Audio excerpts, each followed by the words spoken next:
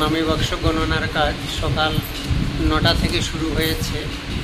আমাদের 18 জনের একটা টিম করে দিয়েছেন ডিএম স্যার।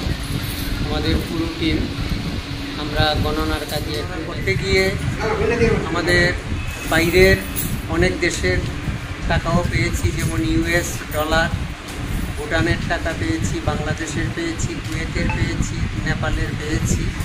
এর থেকে বোঝা যায় যে আমাদের রাজ্য এবং রাজ্যের বাইরে দেশের বাইরে থেকেও পুণ্যার্থীরা মায়ের দর্শনের জন্য আসেন।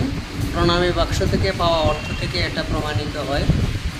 আমরা আশা করব দিন দিন আমরা যা দেখছি, দিন দিন ভক্ত সমাগম বাড়ছে মায়ের মন্দিরে, এবং পর্যটন ক্ষেত্রে এবং এই পুণ্যার্থীদের যে এই ভিড়, এটা আমাদের রাজ্যের পক্ষে একটা শুভ সংকেত।